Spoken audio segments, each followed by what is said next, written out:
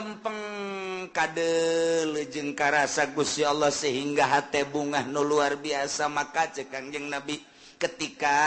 aranjeun kabeh boga kabingung boh urusan dunia boh urusan akhirat maka salatlah 2 rakaat engke bakal dibere lolongkrang ku Gusti Allah. Lamun aya jelema bingung soal dunia, bingung soal akhirat, sok gerak ka Gusti Allah munajat Allahu Akbar. Engke ku Gusti Allah bakal dibere rorongkrang lantaran di jero salat teh aya kabungahan-kabungahan anu hese dicaritakeunana.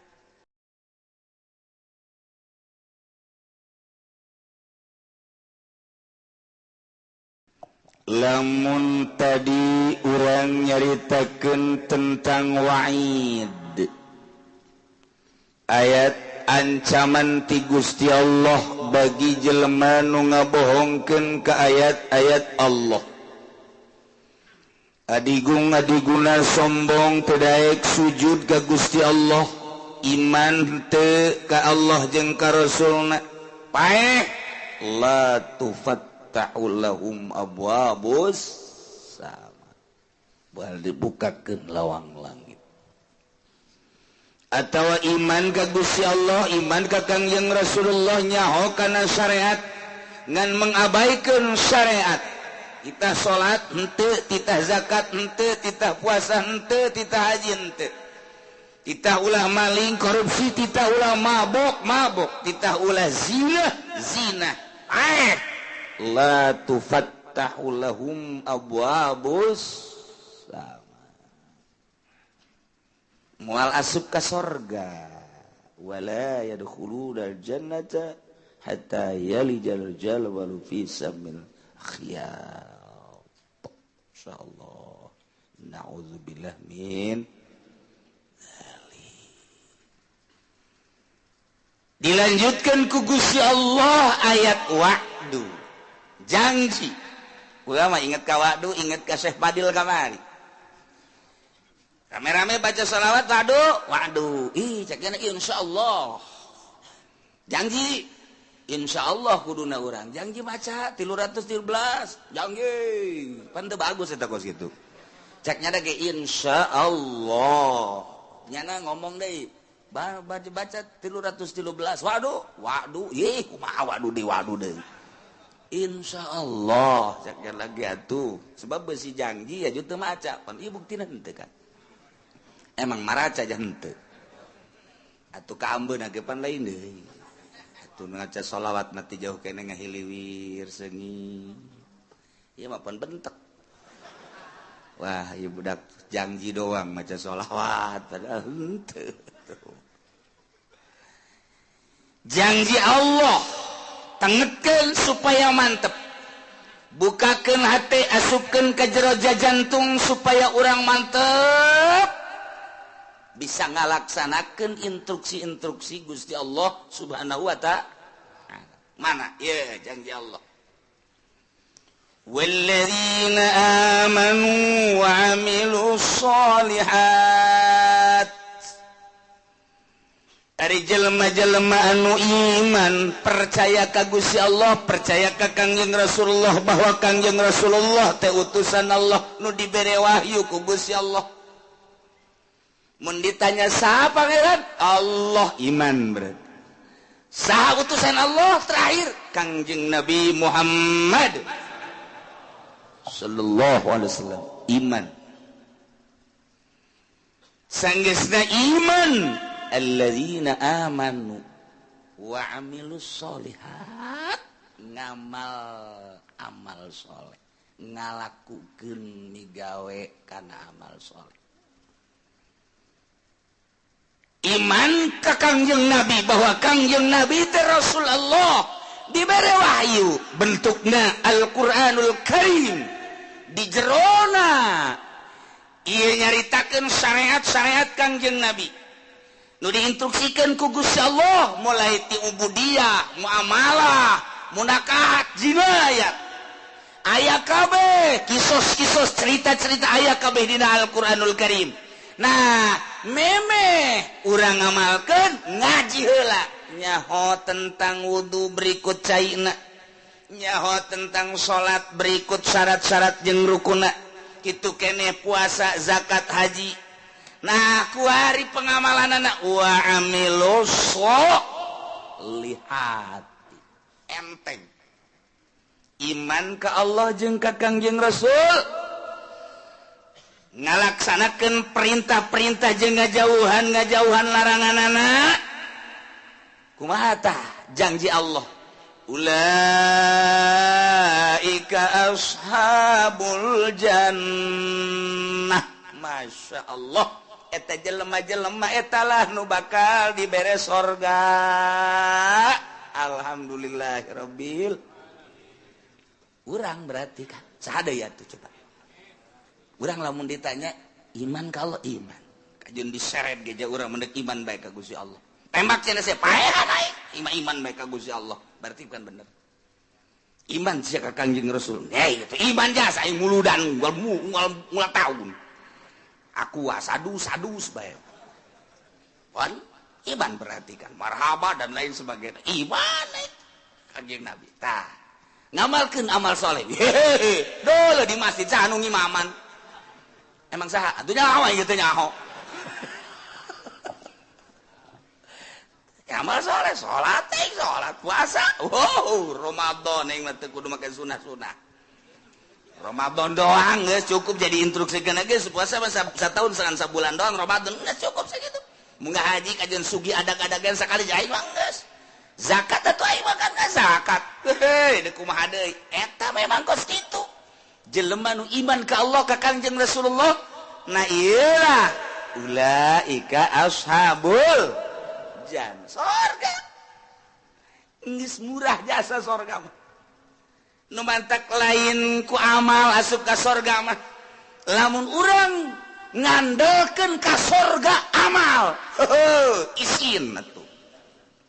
amal urang jang meuli sorga atuh isin puasa salat atuh urang mangan syukur Allahu akbar kadang ikut ceuli Allah Maha Agung jajero hate mah teu agungan kene cincin digosokan we cincin terus mandi encan naon encan cincin geus digosok pamajikan cileuhan kene cincin geus digosok berarti kan agungan kene cincin Allahu akbar di mana sih tapi kajian teuing geus lah geus kitu bae pokona Allahu akbar nyaho salat naon zuhur sabarakat 4 bener berarti kan saya salat naon asar sabarakat 4 berarti bener ngaji berarti kan saya salat naon maghrib sabarakat 3 berarti bener eta ku segitu ge geus hebat eta saya salat naon isya sabarakat 4 bener berarti kan berarti na ngaji nyana saya salat naon ge subuh sabarakat 2 jam sabaraha ari neuk ngaji aing salat subuh heula ajo niata qada berarti bener kan na ngaji kan berarti eta jelema ngaji eta tungguan lah maji dikan salat subuh lah sholli fardhu subuh rakatain qobon Allah itu kan bener berarti kan bener surga eta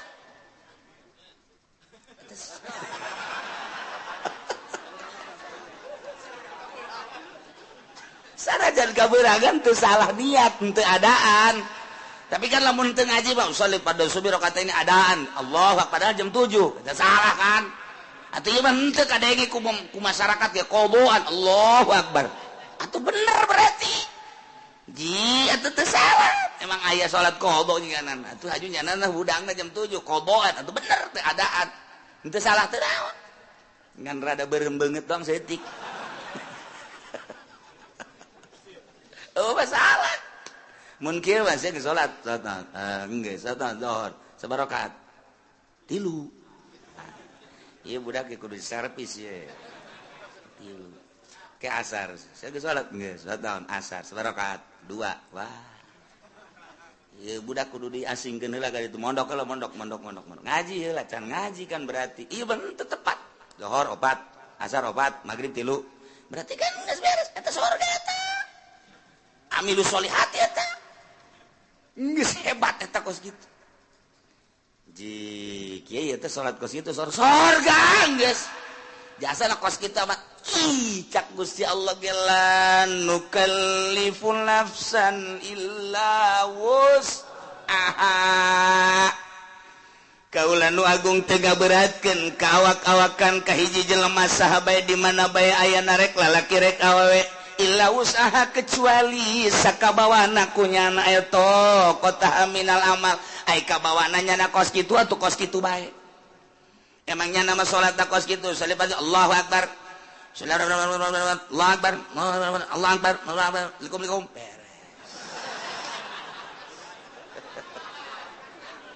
Assalamualaikum guys, seberangkat opat, cepet amat, jumping kan guys, kuaing, sakumaha trial budak. Tapi kan sholat, emang aing mah bisa nakos gitu. Cak Gusti Allah ke kamar aing ngaji di mingguan lah, nukallibu nafsan illa usaha, ngadalil coba eta. Iya tuh guys, geus ulah disalahkeun emang Quran kos gitu Pak. Wayah ngeunah bae urang tetep. Iya ulah sambarangan iya ayat mahal ya enggak sepenting masa sholat baik mana ya anak orang gitu bah kalau mau sholat tidak khusus boro-boro sih aing ente enggak sepenting sarolat baik dek khusus dek ente ayo nggak sholat deh pokoknya mah ya ke surga malain ku husu ku iman amal soleh enggak bisa nasa gitu cek kamari je ngajelan nukal lipun nafsan illa usaha eta bapak bisa ngadalil giliran nu kitu diapalkeun we ku nyana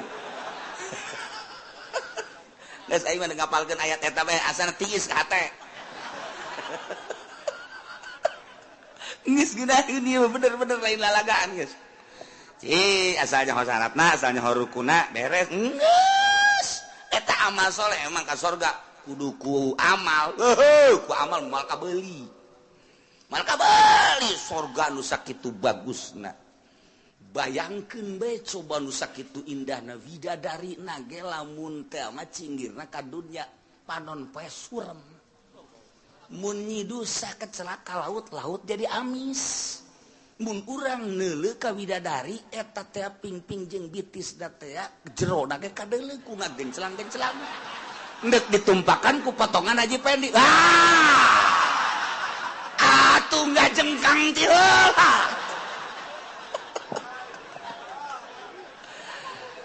geus lain ku amal ieu mah asup ka surga mah ku rahmat Allah subhanahu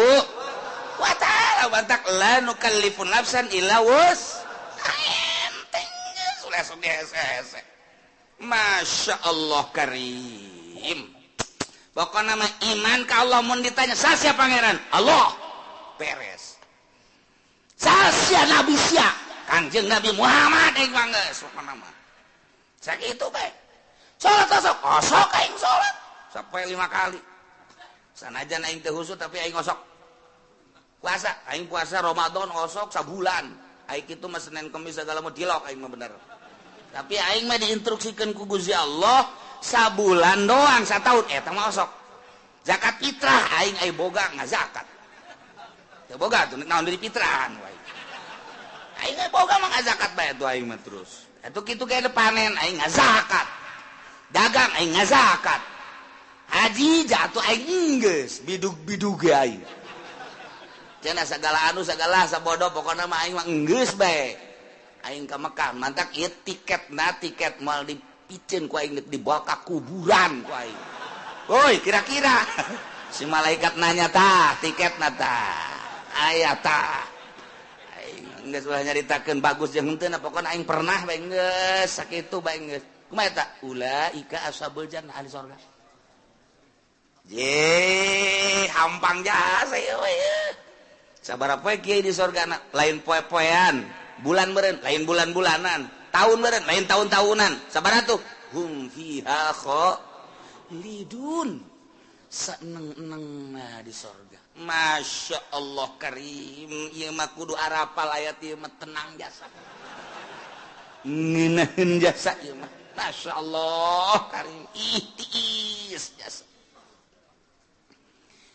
ieu teh lalawanan nu tadi bejakeun ka kafir bongan nyana teh iman ka Allah bongan nyana teh iman ka Kangjeng Nabi Muhammad teh asal iman ka pangeran Allah pangeran teh iman ka Kangjeng Nabi Muhammad nabi terakhir teh bejakeun ka kafir ala anna jannata ma'azmi qadriha wa mahallil yutawassalu ilaiha bil amali sahli min ghairi ta'ammuli kulbah. Bejakan ka kafir bahwa surga sakitu poharana bangunanana situasina dan lain sebagainya hese nyaritakeunana soal surga. Yutawassalu ilaiha bisa datang ke surga bil amali sahli min ghairi ta'ammuli kulbah. Dengan amal lu gampang asal beramal pokoknya mah geus tanpa aya kesulitan kahesean masih dianggap berat ya ibadah ka Gusti Allah dijelaskan ku Gusti Allah make jumlah mutarabah la nukallifu nafsan illa wus teu ngaberatkeun aing ka saha bae kecuali sakamampuhanana. Gerakanana bisa nangtungnya teu bisa diuk ngedang teu bisa ngedang nangkarak geus teu bisa nangkarak ngukur tanah kubur geus tiga sakitu doang tuh kan kuari dipaksakeun supaya husu emang husu babari ustad ge teu bisa husu cak ustad ngeunah bae kiai atuh kiai ge sarua terus anu bisa husu jangan bisa husu mah iwati ulama-ulama sholihin iwati wali-wali Allah sedengkeun kan jadi wali Allah teh emang babari gitu nyana kan lu bisa husu lantaran husu mapan kudu ulah aya masih wallah di jero hate teh kudu ulah aya nanaon kecuali Allah karena husu geus bisa ngahareupeun niheulakeun ruh daripada awak tepat ngurusan kana jasad hate bae ka Gusti Allah eta lah jelema-jelema nu khusyuk modal urang mah dihusukeun sarakaat 2 3 4 mabur hese aing dikhusyuk jasa salat sholli fardhu Allahu akbar terus bisa teman-teman Allah maha agung Allahu akbar kabira walhamdulillahi katsira wa subhanallahi wa ta'ala cak setan baru nih ya saya ayo gerak husukeun Gusti gerak husukeun ayo gerak husukeun inna sholati wa nusuki wa mahyaya wa mamati ngadeukeutan setan slek ayo wa mahyaya wa mamati lillahi rabbil alamin la syarika lahu wa bidzalika cincin berem bagus wa nusuki wa mahyaya wa mamati edan cincin di jero hate cincin aya cincinan digulak-gilak ku setan eta buleut lamun dipelonjongkeun mah rada bagus gosokan deui kakarake 2 kali ngagosokanana kan ganti yeuna ye naonna karangana batangna kamari mah kan ku perak coba bagus tungtung ngalahin salat produksi cincin geus inget-inget assalamualaikum warahmatullahi wabarakatuh cak setan dadah kos gitu salat urang Allahu akbar kabira walhamdulillahi katsira wa subhanallah setan datang khusus nih cak setan sholati wa nusuki wa mahyaya wa mamati di pabrik aya angkateun barang geser saya tiket geser saya tik harga anak duh sekilo nanti namun ditambahan di 100 nyana diberi nyana mikeun kamari kakarak 50 doang 100 lah jadikeun bae lah ini namun sakintal teh ghairil maghdubi alaihim waladdallin acak-acakan salat aduh Allahu akbar Allah akbar kabira alhamdulillahi katsira subhanallahi wa ta'ala ndek ondangan sepatu meuli anyar bae kitu jang paparantieun ongko eta mah geus kebel asana sepatu jeung nyeri dipakena hayang rada nyaman bae sabar duit jang geus kelah sababarana mah masalah nu penting mah meuli bae lah isukan bae itu ka Tangerang gitu nya ghairil maghdubi alaihim waladdallin salat sepatu jelema nama di luhur sajadahna ge bagus jasa menang meuli ti Mekah buatan Turki sajadahna di jero masjid dage make kipas make AC bagus luar biasa salatna make jubah make sorban udang-udang deui siwak lagi eleh bae leungeun mah mending gosrok-gosrok gitu pan poara eta deuleu zahir mah di luhur sajadah di jero masjid make jubah make udang-udang hate di mall atuh aing mah bisa nasa kitu kamari ge ngaji lanu kalipun nafsan mangga mah kos kitu deh kuadet penting lain mah salat belah pokona mah geus memang bener penting mah salat bae mah keur carita nu penting mah amal soleh daek bae heula geus adapun ka dituna engke tahapan-tahapan di sorgana tahapan-tahapan engke di sorgana ieu mah jelema anu khosyin di ditu ieu mah setengah khusyuk di dieu ieu mah salatna teu pati khusyuk di pager bae heulanan kalau asup ka sorga sih mah salat teu khusyuk ngan daek doang kan heulah cenah ieu geus jeung embe sorga ge teu nanong mah babarengan aing mah geus ngaja aing nemah jasa keur ieu aing mah salatna teu khusyuk aja aing mah di pelataran ge asal teu ka neraka bae aing mah geus lah geus cenah mah dirinya bae teu boga tempat cenah mah geus nyareupkeun sorga bae kebal-kebal Gusti banyak ieu di dieu bae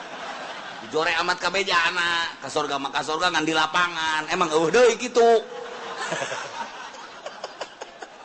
atuh RSRSSS atuh lah gitu kan emangna Gusti pelit dan henteu pan Gusti mah kula ge nyaho Gusti mah barahan mun kula teu di ka sorga kan berarti pelit ta Gusti kecak malaikat aing teu ngeunaheun disebut pelit malaikat bangunkeun nu bagus wah kan jadi ka sorga ieu aing saking ge teu khusus salat ieu cek cenah aduh ilah la nukallifu nafsan illa wus atuh emang bisa nangan sakitu deh kumaha deui teh dipaksa-paksakeun ge ieu kabehan ge lamun teu khusyuk atuh acak-acakan salat saya mah teu bisa khusyuk tetep bae saya bae tah khusyuk moal bisa sebab kudu ngaleungitkeun salian Allah anu bisa kitu wali salian kitu ulama sholihin kakaraknya nama teger Allahu Akbar contona nya nama ku teger-tegerna kahuruan Syekh Marufil Qurhi keur salat di masjid kemudian kahuruan nya nama teu lumpat beres wabah daratang kana emang naon ieu kahuruan teh nyaho masyaallah jaheut teu kan teu nyaho jadi kahuruan salat kahuruan nyana teu nyaho urang mah kureungit reungit oh pencak turun kabeh reungit ngomong udah kureungit bae ge bau besi turun kabeh besi ya Allah ya Rabbi hutet datu di tukang ieu eta naonan goblok reungit atuh reungit pak kalembek teu bisa ieu kudu make jotosan-jotosan udah kita teh khusyuk ngaranna teh salat kos kita tetep la nukallifu nafsan illa wus geus kudaekna ge geus alhamdulillahirabbil jalamun teu iman mah moal aya di masjid nya moal salat nya mun teu iman mah moal ngalawudu jaloba disagedengeun urang teu iman mah teu daekeun salat nya mah salat pohara jasa ye atuh malaikat ge nyatetan salatnya geus loba jasa jeung teu nyahoeun malaikat maka salat nu khusyuk jeung teu khusyuk ya malaikat teh jauh nya mah ngan sakadar nyatetan doang salat enggak teu nyahoeun nu mana nu khusyuk nu teu khusyuk teu nyahoeun malaikat mah tuh mata laporan ka Allah tah lengkap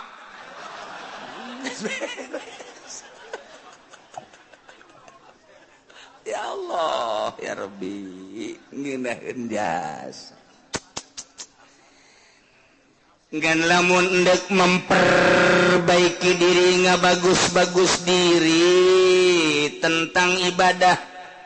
ku aya bahasa wa amilus solihati di samping iman ka Allah iman ka Kangjeng Rasulullah wa amilus solihati lain sakadar iman tapi beramal soleh nah ieu nyaritakeun tentang amal soleh teh berarti kudu anu bagus sabagus-bagusna amal lantaran salat ge cek Kangjeng Nabi sallu kama raaitumuni usolli salat anjeun sakumaha anjeun ningali ka salat kaula. Kangjeng Nabi teh katingali ku para sahabat gerakan-gerakanana jeung rakaatna zuhur asar maghrib isya subuh dan lain sebagainya. Bentuk salat nama urang teh pati beda jeung Kangjeng Rasul nu beda teh ngan sakadar batina doang ketika Kangjeng Rasul salat cek Kangjeng Rasul wa qurratu aini fi shalah be ketika salat teh lempeng kadel jeung karasa Gusti Allah sehingga hate bungah nu luar biasa. Maka cek Kangjeng Nabi ketika aranjeun kabeh boga kabingung boh urusan dunia boh urusan akhirat maka salatlah 2 rakaat engke bakal dibere lolongkrang ku Gusti Allah.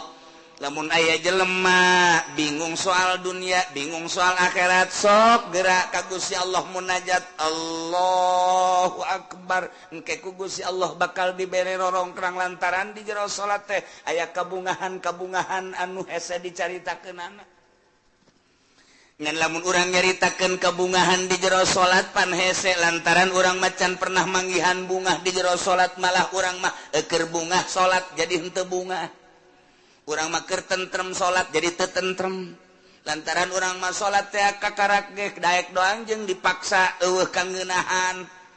Nah neangan coba kangeunahan kumaha jak Kangjeng Nabi menyaritakeun salat teh ngeunah ieu mah deuk memperbaiki sakadar iman ka Allah sakadar iman ka Kangjeng Rasulullah beramal sakumaha parentah jeung larangan dijauhkeun. Nah eta teh geus asup kana ulaika ashabul jannah hum fiha khalidun ngan di sorga beda-beda engke. Mantap yang memperbaiki diri mulai ngajinya na asup ke pondok pesantren kejeun teu sakola ge atawa dibarengan ku sakola 2 tak ngaranna. Teu murni teh mah kos kitu mah ka sorga hayang ka neraka hayang. Ieu mah teu di ka sorga bae geus mulai mondok pesantren ngaji amil ngaji jurumiyah ngaji alfiah ngaji jual makun ngaji mantek ngaji jamul jawami terus usul fikih dan lain sebagainya ngaji hadis tafsir beres. Neropong kana kamurnian kajernihan kolbu ahli-ahli Allah. Kabita urang lamun nyaritakeun Sidina Abu Bakar Siddiq radhiyallahu anhu. Abu Bakar keur cicing bae neuleuh manuk cerik Abu Bakar Siddiq. Ditanya ku sahabat Abu Bakar, kunaon neuleuh manuk meni cerik? Inget ka sorangan. Kok neuleuh manuk sih inget kasorangan? Bahagia amat mun kaula ku Gusti dijadikeun manuk pingit. Manya Abu Bakar jadi manuk sih bahagia. Bahagia nama kieu cek Sidina Abu Bakar engke di akhirat teh manuk dibuktikeun ke ditanya kabelah dituna geusan manuk mah jadi lebu eueuh hisab eueuh naon ai Abu Bakar engke di akhirat kumaha? Ditanya tentang salat. Beres tah henteu salatna khusyuk tah henteu salatna wah mulai tah urang aduh tadi ngeunaheun biasa sukari rada garentet deui aing ye Sidina Abu Bakar yang cerikan diri sorangan neuleuh manuk doang hayang amat neuleuh manuk cek nyana jadi manuk lantaran manuk mah paeh di akhirat jadi lebu geus bae eueuh hisaban tapi pan Abu Bakar engke ditanya datang ke mana ieu memperjuangkan agama datang ke mana salatna khusyuk datang ke mana sieun jasa harta-harta leuwih ti kabutuhan ke bakal ditanya ku Gusti Allah ieu Abu Bakar ieu sedih jasa engke di akhirat bakal dihisab engke mantak kurucut cerik neuleuh manuk ras ka diri sorangan masyaallah. Sidina Ali kieu bae di juru imah kieu bae ditanya kapan ku Siti Fatimah pamajikanan Kang Ali benar mengalamun bae sakieu geulisna ieu pamajikan maksud lamun keneh bae Siti Fatimah pan capetan jasa pan eueuh deui nur siga Kangjeng Nabi Siti Fatimah mapahna siga Kangjeng seungitna siga Kangjeng senyumna siga Kangjeng capetangna siga Kangjeng mantak benggairahkan urang mun boga pamajikan kos kitu geus teu kudu nyandung atuh ieu mah teu mah teu nyandungna atuh ditanya manyun bae dibere ku dibere na komo teu dibere mah Aduh udah isuk-isuk lain mangi hutang ngebeledek nyandung baik itu ya dulu pemajikan kurang saregep pasana ya jatuh orang Lampung para ruti wah beres coba si tiba-tiba Kang Ali kunaon sing ngalamun teu kunaon lain kitu beusi anu dipikiran tah ya teh eta aya naon-naonan cek Siti Fatimah teh Siti Fatimah kepanggih ku sahabatna saja iya Ali katingalina merenung aya naon ieu beusi aya anu perlu dipecahkeun jeung dibantu ku kaula bakal dibantu saha nu bisa ngabantu ka perasaan kula gitu nganaon rumah tangga lain soal ekonomi lain soal perpolitikan henteu eta mah kos kitu melah naon atuh kula mah neuleuh budak tuh lulumpatan ras ka diri gitu hayang kula jadi budak deui sanggeusna jadi budak memeh balik mending di maotan ku Gusti Allah selesai Ali di jero kubur teu kudu ditanya deui di akhirat geus teu kudu ditanya lantaran budak mah rek ti muslim rek ti kafir tetep ka sorga bae Ali mah ngarep-ngarep hayang budak deui cek cenah teh hayang paehkeun leutik beuh pat ieu mah geus kieu cek cenah teh paeh di jero kubur bakal ditanya ku malaikat munkar nakir aju dihisab segala rupa amal-amal salat bakal ditanya khusus tah henteu tah ieu lamun ditanya soal salat bae ai pagawean mah pagadi pagawe tapi kan kahusuk henteu nah ieu nu jadi masalah cek cenah Ali teh aju kapan lamun teh khusu wala tadribiha wujuhana pada eta salat teh jadi pamonggol aduh geus kiai entah dibae lah mendingan nu aju jero teuing mah eungap cenah teh ieu mah keur carita klasifikasi jadi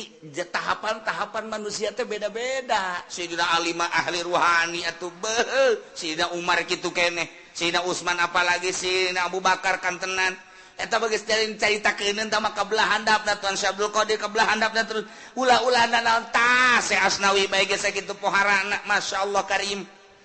Guru-guru urang anu geus teu nyahonna naon ketika zikir ku ngeunaheun jasa.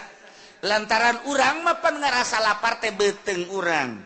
Urang mah ngarasa indah teh ceuli. Urang mah ngarasa nikmat indah teh mata.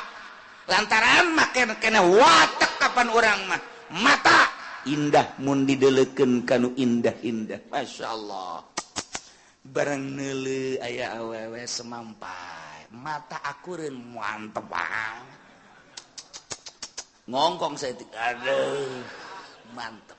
Susu nongol. Kahayang mata kan eta neuleuh urang negro hidung amat jariji aing mah mata watak eta teh lamun dikembalikeun ka nu geulis buatan Allah nu goreng buatan Allah nyaritakeun geulis jeung goreng teh tama nafsu mun dikembalikeun maka Gusti Allah boa nu geulis bacan bisaeun ibadah boa nu goreng mah bisaeun ibadah sedengkeun titah cinta teh kanu cinta ka Gusti Allah urang lamun dikitu-kitu bakal resepan kanu hideung je ditita cinta teh ka jelema anu cintaeun ka Allah ulah leuleuh zahir sakadar leuleuh zahir mah gampang urang kuari jadi jelema sugih aya di urang gagah aya di urang kasep aya di urang bintang film mana anu ku urang henteu bisa dibeuli zahir mah gampang tapi nyana cintaeun teh ka Allah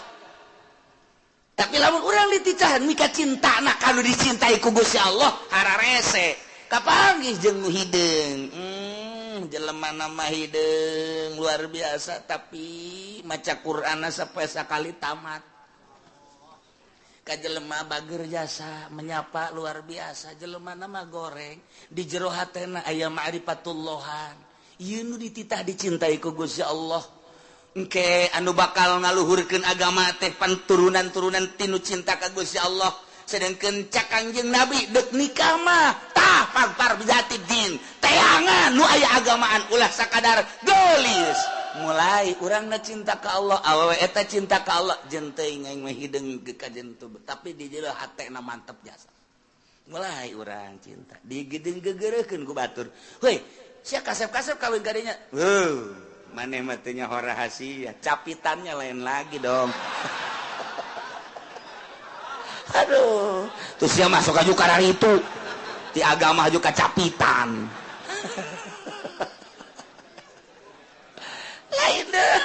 tuh didele batin Masya Allah kurang kawin lillahi ta'ala tenele gelis na tenele kaya na tenele tapi nele agama na borojol boga budak Masya Allah budak diajak nonton TV tidak sebab timbul ti indung anu tadina maca Quran baik maca sholawat baik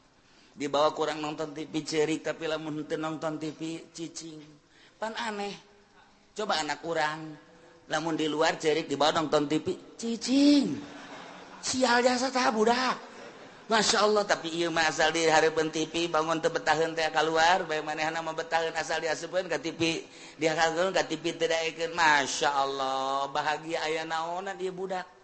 mulai gede saeutik nyahueun ka bahasa-bahasa alif ba ta sa jim dan lain sebagainya teu kebal haju bisa maca Quran nikmat gede saeutik haju bae ngajakan bapak nanari abah ayo ka masjid diajakan abah ku anak ji cakabana budak lain aing ngajak sia dan sia ngajak aing ji cakina aing izin ye tuh bari tertarik ku budak ayo abah ka masjid tuh, tinggal lindungna tuh budak ge tuh ngajakan ulah di TV bae heunya wah tibaheula kos kitu bae pagawean teh tuh aing izin ka anak heulanan tuh ka anak izin Masya Allah, iya lain lalagaan. Nah, fasbar bizatidin. Iya keur carita memperbaiki diri. Emang bisa nanya kos gitu tetap baginya nambah la nukallifun nafsan illa wus. Urang nyaritakeun hakikat di makon hakikat panjacaknya nanti hese. Nyaritakeun torekat jelema nu norekat di makom torekat baja teh hese cak urang nu teu norekat hese amat kudu udang ti peuting kudu zikir, kudu mandi dan lain sebagainya. Berat amat di makom nama hampang. Geus datang ke hakikat jadi nyaritakeun hakikat anulah bo berat amat cawrak di makom nama aja hampang nu diberatkeun ku Gusti Allah dengan bahasa lanu kalipun nafsan illa wusaha teh ieu teh samakom bagi ahli hakikat teu berat cek ahli hakikat bagi ahli norekat teu berat cek ahli torekat mah bagi urang nu di syariat ja teu berat di syariat ge nu penting mah salat puasa zakat haji beres khusu urusan wali sama kos gitu mah beres ya emang urang makom didinya sia salat bangana teh khusu ira khusu aing sih emang teh khusu aing mah kos kieu kaayaan pokona ngan aing protes bae ka Allah mun teu ka sorga emang kunaon apan aing ngaji di Cilongot la nu kallipu nafsan illa usa dak dibawa ku aing ka hareupeun Allah ieu ayat ieu hebat jasa teh budak ku embung-embungna khusu burung kesimpulan nama jelema iman ka Allah ka Kangjeng Rasulullah beramal soleh disadiakeun ku janji Allah lain ku amal ku janji Allah sorga di sorgana hum fiha khalidun breng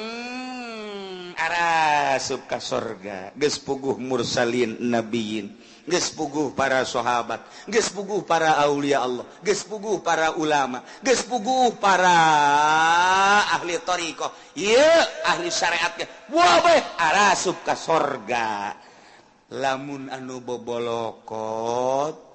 ku dosa wayahna dianclomkeun heula ieu mah wayahna doang tetep ka sorga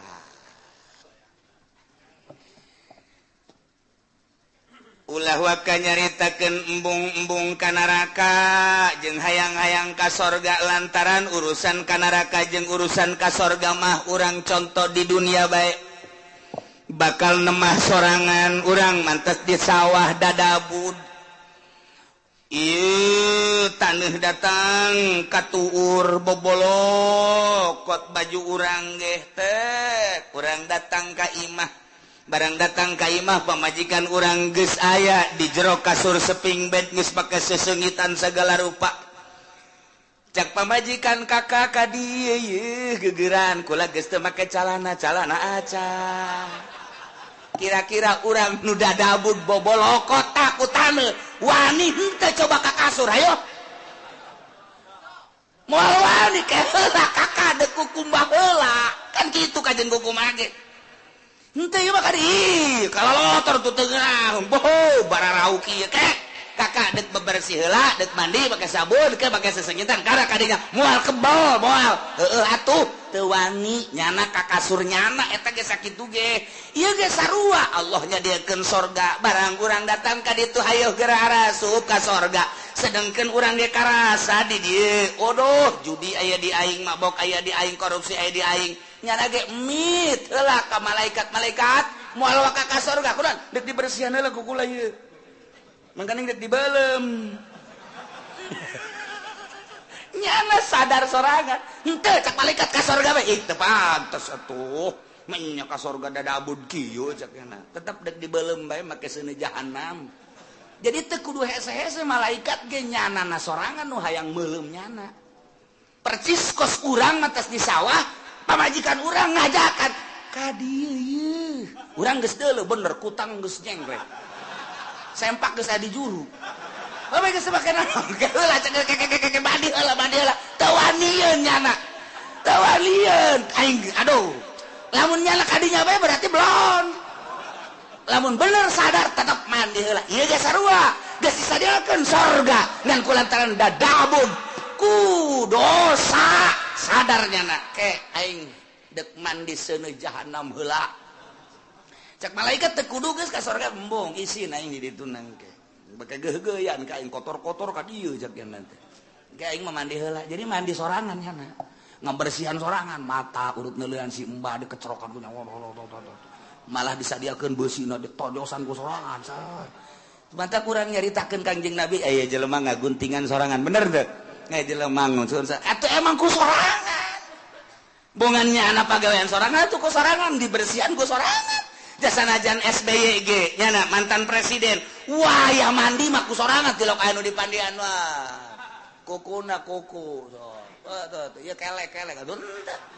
sorangan nyana bebersih urang ge sarua di neraka teh ngabersihan sorangan mana nu leuwih panas dia kurang panas asana ieu mah cenah ya bersihan sorangan ya Allah lantaran neuk diasupkeun ke tempat nu bagus. Nah, kuari geus bararagus kabeh asup ka sorga. Kumaha di sorga? Wa nazalna ma fi sudurihim min ghillin tajri min tahtihimul anhar. Barang datang ka sorga kabeh ge pan urang wararau. Ente ku ana di teangan. Waduh, anak ka mana bae ente teu kapanggih-panggih. Wah, salah ngomong tuh budak. Waduh, anak teu kapanggih-panggih jeung ente. Oh iya, rangkula. Ente ieu bisa ka dieu sebab kumaha ye ente alhamdulillah kana raka heula teh. Sakedeung jakena ngaberesan kreditan doang. Panas, waktu lain panas-panas deui. Geheng aing di neraka. Tapi pan itu dibersihan mana itu pantas ka surga. Nya, sia langsung pengen teu cek. Dongeng tanya di sorga teh beres kan. Tuh si anu karak datang tuh, woi, dadah ka dieu. Isi teh ka neraka, aing rada kebal cek nerakana. Emang kurang gitu. Aduh, aing lah geus hese nyaritakeunana cek nya. Aing tukang ngoyak-ngoyak si Mbak cek. Kasaror gak kabeh geus tah. Go anu istimewa mah nu tadi teu kudu dicaritakeun para aulia Allah, para ulama, para eta teh mah geus istimewa. Nah, kuari geus karumpul, kuari di sorga. Gusti Allah di sorga teh nyabut ngalengitkeun ma fi sudurihim panyakit-panyakit nu aya di jero hate min gilin tina ngunek-ngunek kana bainahum fid dunya. Anu sok terjadi di dunia mah kapan aya ngunek-ngunek. Urang naik motor net aya bae anu nyiap set goblok teh budak awas sia ku aing tungguan sia motor naon sia ku aing nah disusul sia ku aing ngunek-ngunek ngaranna lamun sabar mah kan teh oh teu tihela bae eta keur carita kendaraan urang ngawarung sia maju goblok teh budak awas sia ku aing kunaon sia kakarak ngawarung anyar maju aing henteu sia ku aing susul sia ku aing ngunek-ngunek ngaranna urang kapanggih jeung hiji jelema nyana bangun sinis bae ka urang sia awas mun kapanggih ku aing moal diberes sia ku aing moal diberes senyum-senyum acan ngunek-ngunek ngaranna aya di jero hate tah aya syirik aya hikdi dan lain sebagainya panyakit kos kitu nu mawa teu nyaman di dunia. Kiai ge mawa ilmuna hampir teu bisaeun lantaran nyana ku takaburna ngunek-ngunek. Goblok kiai itu mah kunaon kiai anyar keneh jadi kiai na kok kapake aing geus heubeul jadi kiai na henteu kapake awas sia ku aing kapangi dihajar sia ku aing kiai bae kos kitu untuk mau jawara ngunek-ngunek kos kitu ih tolol eta si Mang eta ai batur diondang ai aing henteu jah teu budak goblok jasa emang aing teu kadeuleu meureun kunyana pajar lain kiai meureun kayak geura sia ku aing diancam sia ku aing awas eta ngunek-ngunek eta teu nyaman ta kos kitu Penyakit ngunek-ngunek mah tuh ti rakyat datang ke pejabat, ti santri datang ke kiai araya kabeh ngunek-ngunek penyakit anu nomor hiji nu mantak dipuat di dieu ge.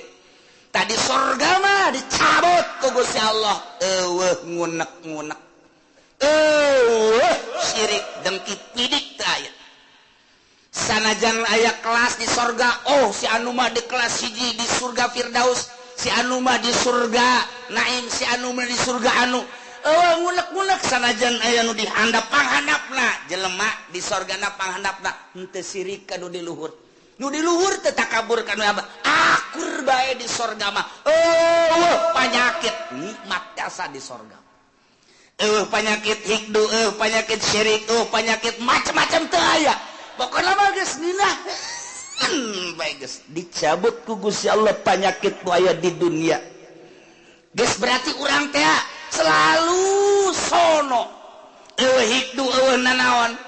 selalu rindu urang hayang kapanggih deui ke hayang kapanggih jeung anu hayang kapanggih teu aya unek-unek sanajan batur urang di kelas tu luhur urang dihandap atawa urang di luhur baturna teu aya unek-unek teu aya hasud teu aya dengkit aya nanaon nikmat di sorga mah di sorga tajri min tahtihal anhar tahtihimul anhar bangunan ulah dicaritakeun ulah dibayangkeun cara di Kelapa Gading ulah dicaritakeun dibayangkeun cara BSD tabauna naonan kadeuleuna doang ku urang indah coba usah urang asup ka jero WC geus teh dikrok-krok kaca dia tilok dieusipan kunyana nararanglet dan lain sebagainya ulah dibayangkeun ngeunah urang horenganan nu ngeunah di alam dunia mah sapira bangunan kos kitu di dunia mah eueuh nu nikmat cenah kelas 10 M sapira 10 M cenah aya anu 50 M eueuh nu ngeunah di dunia mah rieuh nu aya ke di akhirat mah bangunanana batuna tina emas jeung perak tiga intina inten berlian teu kudu make lampu tapi seluruh sinar-sinar lampu ti mimiti herang caang beureum koneng biru araya hese nyaritakeunana tajri min tahtihimul anhar dihandapeun gedung-gedung urang sing korolok cai bisa ditambai urang keur cicing di luhur hayang cai ka luhur disintrekan doang kitu dicepret cai nae ka luhur hayang cai naon hayang cai susu aya hayang cai arak aya hayang cai naon bae tinggal cai datang tajri min tahtihal anhar ku ari ge urang nyieun sosorgaan di dunia teh cai sing kerelek kadeuleuna mah cai padahal mah setrum kudu dibayar puyeng eta nu aya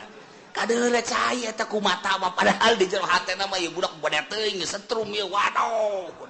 sosorgaan di dunia di akhirat tajri min tahtihibul anhar di samping bangunan anu sakitu indahna tangkal kayu dan lain sebagainya urang teh di hadaman ku barudak-barudak widadari ngagalendotan urang hayang nu kumaha aya saurang dibere 70 wah geus urang kieu bae ge urang pindah ti ieu beteung ieu ka beteung ieu ti beteung ieu ka beteung jeung capek-capek sedengkeun mantas dipake jadi parawan deui jadi parawan deui jadi parawan deui berubah-berubah beungeut ge isuk makos puari makos ge isuk kos kitu isuk kos makin kasep makin geulis makin kasep makin geulis henteu henteu angger beungeut urang poe ieu kos ge isuk lain deui isuk lain deui isuk lain deui ieulah maha kawasa Allah subhanahu wa ta'ala nu penting iman ka Allah iman ka Kangjeng Rasulullah amal saleh mantep geus pokona mah teu kudu hese-hese la nukallifu nafsan illa wus asal berangkat bae geus pokona surga tinggal diperbaiki doang kurang larangan-larangan titah ngeredit titah diulang ngeredit eta kudu dipiceunan besingke mandi sorangan di ditu ngabersihan ngagosokan suku kuna di kreditan ya ka suku-suku ih emang kumaha gitu ya Allah ya Rabbi sehingga hade nyokot duit bank sehingga hade deposito eta teh ribawi nu kos kitu moal kebel di alam dunia teh diriweukeun ku nu kos karar itu masyaallah muka maka tujuan anjeun kunaon ngariweuhkeun anjeun ujung-ujungna mah kapan pae kunaon teu mikiran pae nah ieu sing hade sakedeung urang dibere waktu nu penting alladzina amanu wa amilus sholihat naon perintah laksanakeun sempurnana nu optimal usahakeun kemudian laranganna jauhan asup ka sorga dibersihan tina berbagai penyakit tajri tahtihimul anhar ngomong urang kabeh di sorga kumaha ngomongna wa qalul hamdulillahilladzi hadana li hadza wa ma kunna linahtadiya laula an hadanallah ieu bahasa urang nu bakal dicaritakeun ku urang engke digambarkeun ku Gusti Allah ngomong urang ke di sorga ieu omonganana urang kabehan asup ka sorga beun nikmat jasa urang pamajikan urang anak jeung incu asup ka sorga munah bapak urang bapak kolot urang kabeh uyut urang ujang ngawareng urang udag-udag siul wabeh ka sorga ka Bondoroyot nikmat luar biasa aya hiji ben nu nyelap ayo si Edi ka mana orang di sorga cak mana heunya ka mana eta budak emang keur di dituna ge tidak nurut ta budak coba teangan coba kan sungan aya di pagar sorga wah tuh cuman eta si Edi budak aing mah nineung jasa eta budak aing boga rarasaan asana ka budak tak ka neraka kajen ku kumaha ge bukan di pasantrenkeun ban keur balik mah lulu banyak sakola pan bebeja nama ka guru orengan teu asup-asup di pabrik endahan malingan sapatu eta budak aduh aing mah boga anak ieu hiji lain rarasaan asana aing mah coba teangan coba angkatnya neraka malaikat malik coba aya warga neraka ngaran Edin teu di deuleu aya jadwalna di eta Edi orang mana ye Cikupa coba iya tah wah bener ih anak abdi ya malaikat ya anak tean pokoknya mah iman naraka bae pangyabutkeun we teu bisa cak kene mah kebal kene 100 tahun kene mah di mana coba tempat tuh di anu tuh dituduhkeun blokna aya sebab aya letter C napa di ditu soal kaliru urang datang ke blok 2 kali itu bener Dek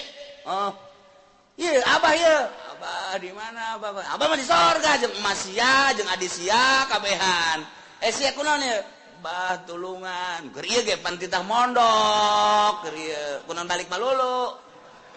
aja siapan sakola pan teu beres saya kos kieu bah geus ulah gaco bae bah panas ya panas tuh ieu dosa naon maling sepatu bae aduh agak satu dia mah bukan mah sia dibersihan bae lah di dia ente bisa bah minta dicepetkeun gitu jawaban mana pananya di itu aya sia di aya di itu di blok C nya ada di itu aduh geus teu kadele banget nya nama sak mana heula gajen lah geus dibersihan heula lah jake ge moal ka mana ge ka sorga kene cak adina tuh heuh mah ngangeheng mak tak ulah datang ka kos gitu pan sedih urang sedih Masya Allah gitu masa Bondoroyot asup kabeh ka sorga kan nah ieu di sorga engke urang ngomong kabeh ki ngomong urang ieu bahasa urang engke di sorga digambarkeun ku Gusti Allah Subhanahu wa taala kumaha coba omonganna wa qalu wallahu a'lam